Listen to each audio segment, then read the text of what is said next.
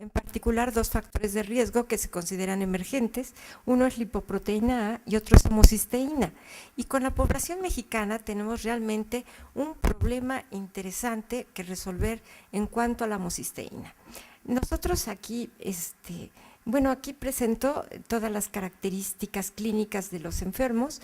Desde luego, los que consideramos como casos, la gran mayoría tenían diabetes y no así los controles. Después tuvimos que hacer ajustes estadísticos, en la edad era muy similar y todas las características clínicas y demográficas eran similares. Regreso con la homocisteína, que eso es el punto que me parece más importante del trabajo. Si ustedes se fijan, aquí muestro la concentración total de homocisteína y los casos y los controles son muy parecidos. Tuvimos entonces, para que se pudiera reflejar el peso de este factor de riesgo en nuestra población, que hacer un corte.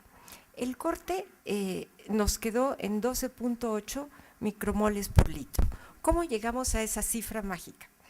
La cifra la consideramos haciendo estudios en población abierta y desde luego en nuestros enfermos, y después en la distribución en la percentila 95 coincidían en este corte. Si ustedes revisan la literatura, no todas las poblaciones tienen el mismo corte. Las poblaciones europeas tienen cortes más altos.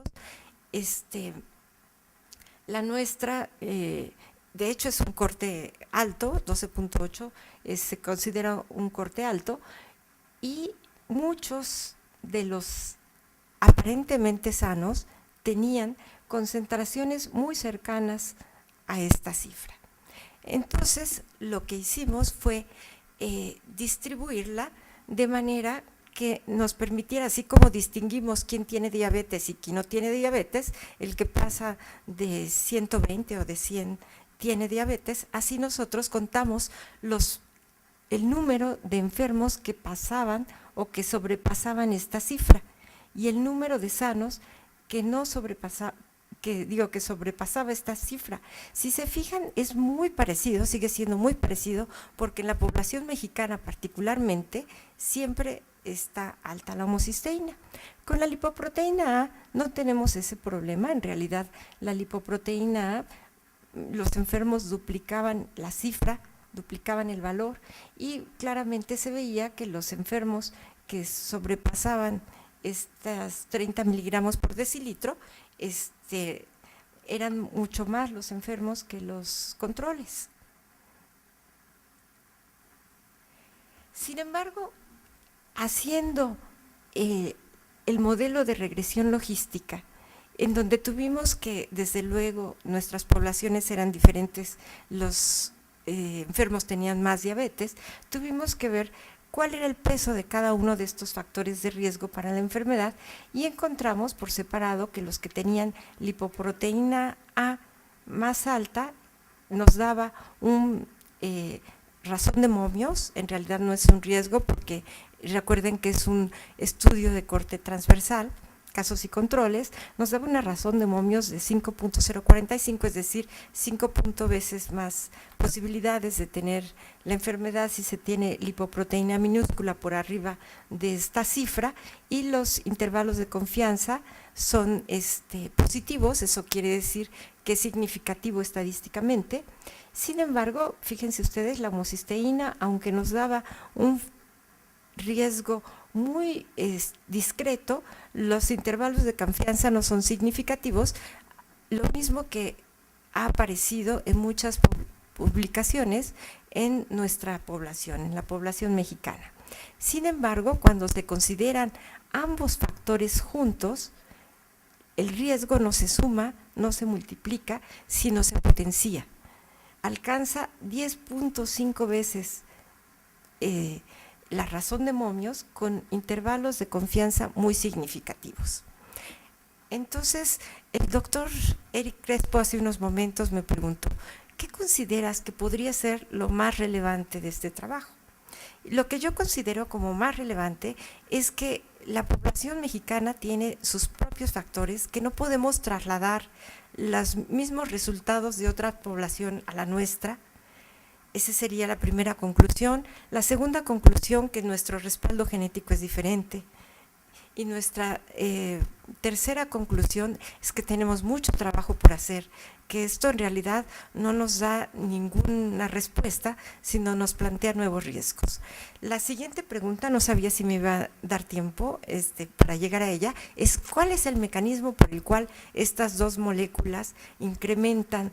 Esta es la lipoproteína minúscula, está rodeada por una coronita que se llama apolipoproteína A, y que en este trabajo, en Anglès Cano, yo colaboré con él, fue en la época en que yo me encontraba iniciando mi trabajo en Francia.